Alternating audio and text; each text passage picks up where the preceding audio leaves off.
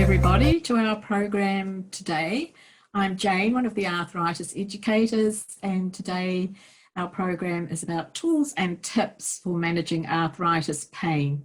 So just a few other introductory things from me to start with. So the program today is based on this arthritis pain booklet that we put together last year, and it's available on our website. So at some stage it might be useful to have a look at that, and it will be a good reminder and fill out and reinforce what we talk about today. A couple of other things. It may be that what we cover today isn't new information for some of you, but hopefully it will still be useful to support your confidence and motivation around your pain management. And if the information is new for you today, please don't feel overwhelmed. There's still plenty of support opportunities available. You can check in with an arthritis educator on our 0800 number if you need some support to talk about and put your own pain management plan together. And of course, we've got the social media support groups, and they're another really good resource where you can share experiences and tips and get feedback from other people. So don't forget about those opportunities as well. So there's a lot of us living with arthritis, about 600,000 people in New Zealand across all age groups, and about 50% of those living with arthritis are of working age. Of course, there's over 100 different arthritis conditions, but the most common issue and concern for people living with arthritis is pain. And of course, that's our focus for today. So we're learning all the time more and more about pain, and one of the things that we do know is that arthritis pain isn't just about the changes that may be happening, the physical changes that may be happening for you as part of your arthritis, but it's also very much affected and influenced by all aspects of our health and well-being. So that's our emotional and mental health, our social and spiritual health.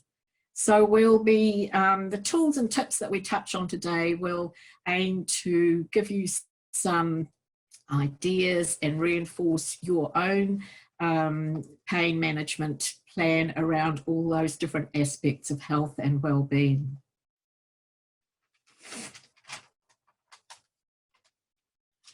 So the first thing we're going to touch on, and I'm sure you can probably guess, is keeping active, keeping moving, which includes exercise. It also includes the things that you do around the home, the basic housework things, maybe gardening, and of course we're really limited at the moment about what we are able to do. And I know a lot of you getting out there and doing some walking and some cycling, and some people though are reporting that they are feeling quite stiff and sore. So we will touch on pacing today, as well as some other things that may be helpful so that you are able to still get out there in that one little bit of freedom that we have at the moment. So, of course, exercise is really, in a way, like medicine. It's really important for our health and well-being generally. But for arthritis, of course, what you're trying to do is to maintain and develop muscle strength, joint flexibility, and, need to check my notes, maintain and develop muscle strength and joints stability and flexibility. Really, really important. So generally it's recommended with arthritis that you engage in what's called low impact activities. But I know at the moment, of course, none of the programs that some of you would normally be attending, maybe your low impact exercise groups and classes and your water exercise, of course, are not available. But just remember that there's a lot of other different opportunities. On our website, we've got the arthritis DVD, and that's sometimes just a good option to have as a way to have a bit of variety in your exercise, and heaps of free YouTube videos with a whole variety of different kind of exercise options, different levels. There's some yoga for arthritis, and yeah, a whole range of different ways that you can still be working on keeping going with being active.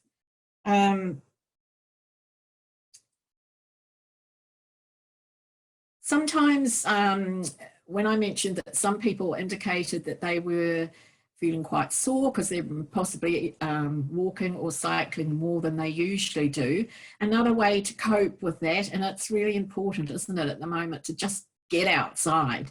But you might find it works better with arthritis to try exercise snacking. So rather than going out for half an hour or so, maybe try 3 10 minutes of exercise, walking or cycling. I think that's still okay in the rules. So, you know, whatever time frame works for you, but maybe just break it up a little bit and just, yeah, really try to vary the exercise that you do so you're not putting stress and pressure on your joints. And of course, we'll be talking more about some of the other things that can help during the program today as well. So another really big issue is nutrition. And, you know, I know it's really confusing because there's a lot of information and ideas about what we should eat and not eat. And so it can be quite confusing. So just to say really, I'm just going to give you a few key kind of messages and then make a suggestion around this topic. So there's actually no magic arthritis diet as such.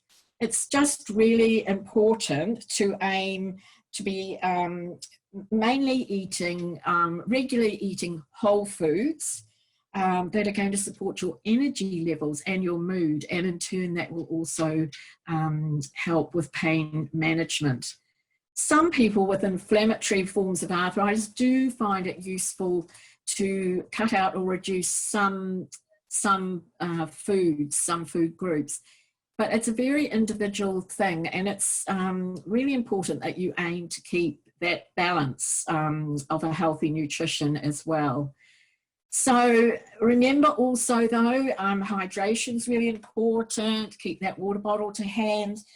But my main suggestion around this topic today is, if you haven't already seen it, to check into the video and the article by Jennifer Bowden, who's a registered nutritionist. And she has a whole range of how and why, the hows and whys of healthy eating. Lots and lots of tips about how to develop a healthy approach to food and eating. So I really recommend, if you haven't seen that, or, you know, it may be worth having another look at. It is a really good way to get some ideas around nutrition. Okay, so now we're going to move on, and I'm just going to take a pause for a second, or a minute. So we're going to talk about emotional well-being, and just to say that sometimes when we're focusing on pain, as we are in this program, and things like stress and anxiety, it can actually highlight those sensations and those feelings. So if it's useful for you, please just, if you have a some breathing practice that you normally do, it might be useful just to check in with your breathing at the moment. If you don't, a really simple exercise is if you can just put your hands on your lower abdomen and you're not forcing anything, just breathe in through your nose to a count of 5, and then breathing out again slowly to a count of 7. So what you should be noticing is that your lower abdomen is moving in and out, because quite often especially if we're in pain or we're stressed or anxious, we're just breathing really shallowly up here, and that can have a big impact on how we're feeling, our anxiety and stress levels, and our pain levels. So, you know, just as we keep going, it might be helpful for you to just focus on the breathing. So, as I mentioned, obviously our emotional well-being and our mental health are all part of our well-being generally and can really influence and affect our arthritis pain. And at the moment, of course, it's really stressful, isn't it? And a really difficult time for lots of reasons. I mean, it's difficult enough often living with a long-term health condition, but now we've got all these extra often worries and anxieties, which are different for everybody, but are very present. So it's even more important really to have some practice, either so for some of you, it may be that you already have a variety of ways that you practice some relaxation, perhaps, that you use things like mindfulness, meditation. For some people, it's things like prayer that's really, really helpful. If it's a new issue for a new place for you, or you haven't had the chance or haven't got into developing that practice, I'm just going to give you one website now that may be helpful. But again, it's really great for those of you who are already perhaps using different programs. There's a lot of, on the internet, there's a lot of different apps that can be used to support these kind of well-being practices. But the website that I'm going to mention now is www.calm.auckland.ac.nz. And that might be just a good place to start and to learn about some breathing techniques, some techniques around meditation and mindfulness. Distraction is also a really important part of our emotional well-being and mental health. And basically that just means being involved and absorbed into things that you find really rewarding and relaxing, and that you get a lot of enjoyment out of. And maybe at the moment, this is the time to actually develop some new hobbies or distraction, or to really get into some of those projects that you haven't had time to do. For lots of people, it's distraction is about reading books, listening to music, playing music, being involved with art. So there's obviously a whole range of things, and it's about what works for you. But we know from pain studies that when they can scan pain centers in the brain, and there's a lot of different pain centers in the brain, that when people are absorbed, as I say, into something that's really enjoyable and rewarding for them, that the activity in the pain centers definitely decreases. And lots of you will know that, you'll have experienced that, but it's just a reminder around those kind of things, and maybe new information for some people. So also, of course, for our emotional well-being and mental health, social support and connection, really, really important. And again, this is a really different time, but just important for us all to find perhaps new or different ways to do that, to keep connected with people that are important to you, your family and friends and networks. But also, again, remembering that, yeah, we're here at Arthritis New Zealand, and we can continue to support you around your arthritis. Okay, so I meant to also say at the beginning that I'll probably be talking about 20-25 minutes, and then we'll have time for questions. So make sure that you're comfortable. I mean, I'm the only person who has to sit upright in a chair for this. You can obviously be doing whatever you like, whatever makes you comfortable. So I'll keep going, and the next section that we're going to talk about is joint support. And some of you will be very familiar with the idea of the 4 P's, and that's about pacing, positioning, prioritising and planning. So I touched just a little on the idea of pacing when we talked about exercise. But pacing is really, really important. And it's really about the idea of taking a break before you need it. It's kind of like trying to avoid the boom and bust cycle. It's really easy sometimes, I think, you know, if you get up in the morning and you're feeling really good and you just go for it all day, whatever that means for you. Everyone has different roles and responsibilities, and they're probably even more different at the moment than usual. But if that's how you get through your day, what might happen is that you're kind of running on adrenaline. So when you slow down and you want to rest in the evening and then sleep at night, the pain kicks in. So really important to think about how you can prioritize and plan your days. And that'll be different for everybody. But it's thinking about what's the best time of the day for you to do perhaps the heavier or more active things in your day. For some people, the mornings are really difficult. It's hard to get going sometimes until people feel more warmed up. For other people, it's the opposite. So obviously working out what's the best time of the day to do certain things for you. Delegate. It's okay to delegate. It's okay to say no. So make sure you use those strategies. Don't feel that you have to take everything on yourself. So what you're aiming to do overall is to be able to do as much on the not so good days as the good days.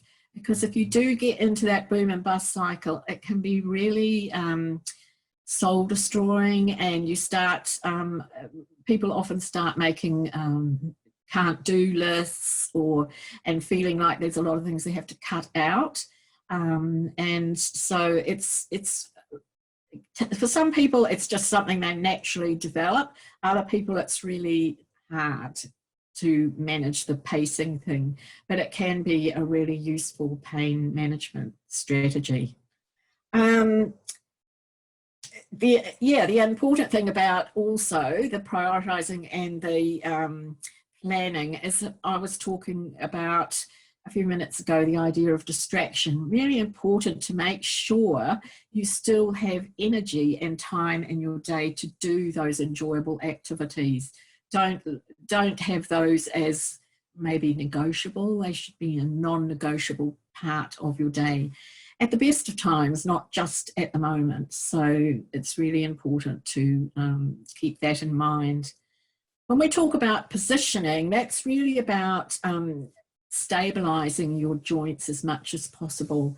And that might be things like when you're walking or doing any sport or activity that you're wearing, for example, shoes that have got some cushioning and support. There are a lot of gadgets and devices that can be helpful, not so available at the moment, but some of you will know about some things like often wide handle kitchen utensils are really useful, so that you're not having to squeeze things to your hands, for example, too tight. And things like easy reaches, so that you can pick things up off the floor, for example, or reach things that are high up. So yeah, as I say, not so easy to access probably at the moment, but we're not going to be in this lockdown forever. So they may be things for you to check out once we're more able to get out and about. So just moving on to talking about using heat and cold. A lot of you will already know that warmth can be really helpful if you've got aching joints. You might use hot water bottles or a wheat bag. Sometimes doing your hand exercises in warm water can be really helpful. Sometimes to get going in the morning, people find it really useful to have a warm shower and to just do hand exercises or whatever's safe to do in the shower to warm up.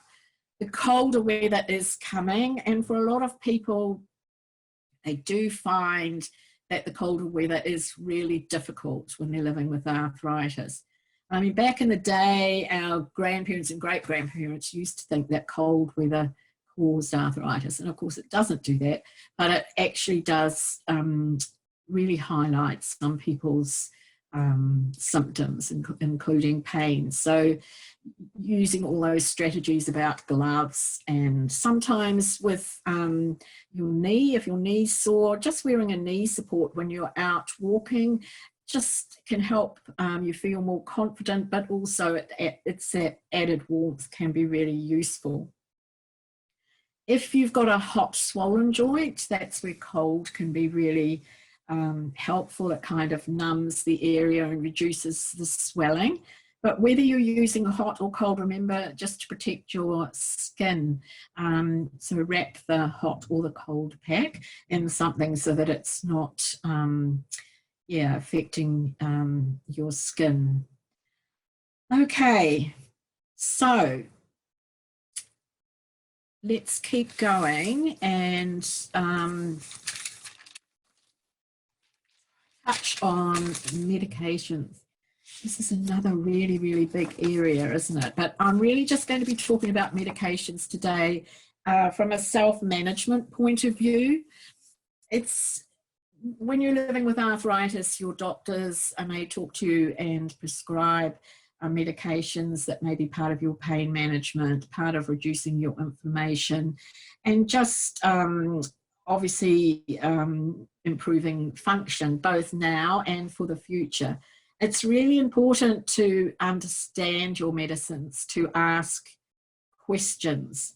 And just a reminder, of course, that at the moment doctors are still available through phone calls or other technology to ask those questions. If you're under a rheumatology service at a DHB, also the rheumatology nurses are working. They're working really hard to support people around medications and other aspects of their arthritis management at the moment, and as they always are. And of course, also pharmacies are open and available. So if you have questions, going to the same pharmacy to collect your prescriptions is usually a good idea if that's still possible for you at the moment, because they know what medications you're on, and if you have any questions, can often help around that kind of issue as well. So yeah, it's good to know about what you should look out for with particular medicines, and really good not to self-prescribe when you're living with a long-term health condition. I know that we can buy some pain management medications over the counter, but when you're living with a long-term health condition, it's really, really important to talk to your GP to make sure that you're taking the medication that's most okay for you, and that will depend on your other health, possibly other health conditions, and also other medications that you're taking. Okay, so let's touch on complementary therapies. And again, this is a really huge issue, and we often have a lot of questions around things like herbal supplements. And, you know, I always say to people, if there was some magic potion out there that was going to fix all this, well, we would tell you. So just really to say that be careful about what you spend your money on. Some other really important safety messages are, if you're choosing to take a product just because it's natural and you can buy it over the counter, you also really need to check with your doctors or the pharmacist if a particular product is okay for you to take. And that again depends on any health conditions that other health conditions that you're living with, and other medications that you're on, because you can really get into trouble if you don't check those kind of issues out. There are some other complementary therapies that can be helpful for arthritis, and just to mention a couple, acupuncture has been found from research to be really helpful for things like osteoarthritis, but probably difficult to get to at the moment. Massage, of course, can be really helpful. Again, it's about increasing the warmth and the circulation. So just while we're on that topic, rub-on creams and gels, of course, another huge market, and difficult to know where to start sometimes with those products as well. Some people just find it helpful to use products that have been around for years, things like anti-flam, that kind of thing, because often it's actually the improving the circulation and the warmth that is helping as much as the actual product. One of the products that has been found to be particularly helpful for osteoarthritis is called Zostrix, and it's available at times on prescription, and you have to be really careful with this product. Well, you should be careful with any rub-on product and really follow the instructions. Zostrix is like a chili-based product, and so really check. You should only use a little tiny bit because it's quite, and if you've got very sensitive skin, it might not be something you should use, but it can be, it can provide some relief for osteoarthritis particularly. Okay, so another big area that people often find is an issue when you're living with pain, of course, is sleep. And sleep is really important for healing, and it's like quality sleep, restorative and healing. So again, there's no magic answer, but all of the things that we've touched on today can actually contribute to quality sleep. What you're doing during the day often makes a difference to that ability to get that quality sleep. If you're really overdoing things during the day, like I mentioned, when you stop and try to sleep, that's when the pain might kick in. So just thinking about some of these things we've talked about can really, in the end, help your sleep. Also, if you're struggling to get to sleep, or you're going to sleep and then waking up, using the deep breathing exercises that you're all going to be checking out, or some of those things like mindfulness, meditations. There's a whole lot of different apps around, which I'm hoping people will share what they find helpful on the support groups. So there are some things that can help.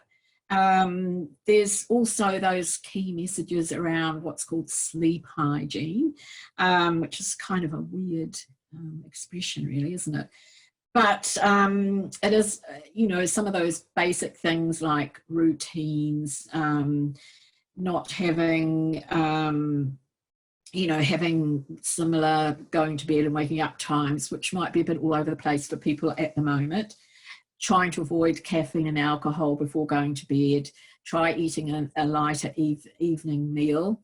And don't lie there if you can't get to sleep, or again, if you wake up and can't get back to sleep, don't lie there stressing about it, because all you're doing is really creating those stress hormones, which the adrenaline and the cortisol, and they're just going to keep you wide awake. So getting up and going and doing something boring, doing your breathing, and some of those kind of things are a good way to help get back to sleep. But I am also going to give you a website which may be helpful around sleeping, and so I'll just give that to you now. It's www.sleepio.com, and it's got all sorts of tips and ideas around sleeping, so you might find that helpful. Now, I also meant to give you, I'm going to be finishing in a moment, but I also meant to give you, when we were talking about exercise, I know a lot of you, well, it's sort of about exercise, of course, working at home at the moment. And so it's difficult, isn't it, to always get your office set up in a way that's going to work for you. So some of you might have particular aches and pains that may be connected to your arthritis or maybe not. So there's a really good website which can help with reminding you about some of the things that are useful in setting up your home office, but also doing exercises that can, they break them all down depending on whether it's your hands or your neck or your back. And it's www.habit, HABIT, at work.org. So that's another really helpful website. Now I'm going to just start to wind up now because I've been talking for half an hour. So I just wanted to quickly talk about the fact that some of you will know that when you're living with arthritis, flare-ups can be something that happens.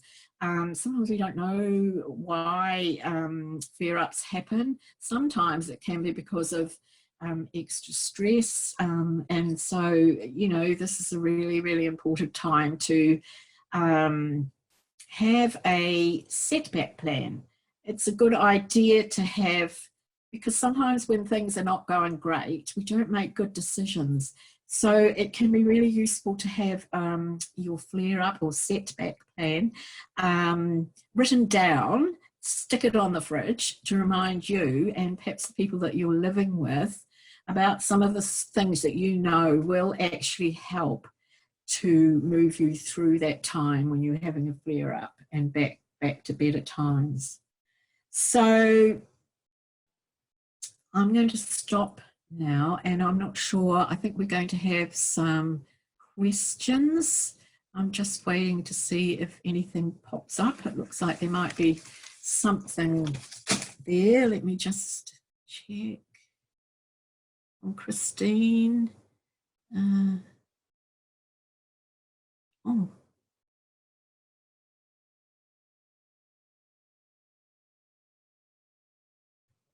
I'm not sure if that was a question or not. More.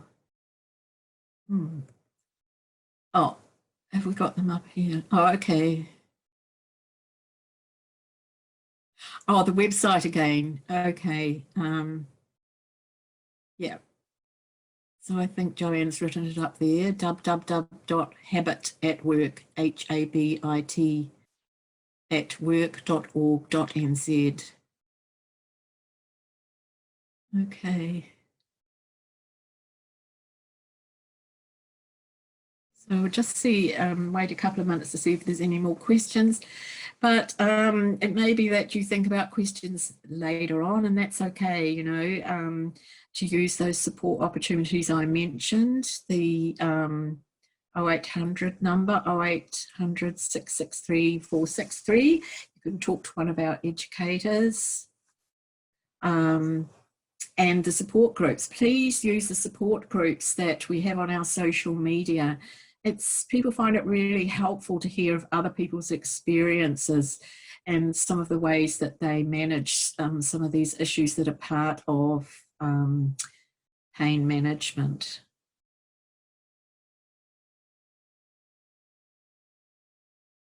Okay.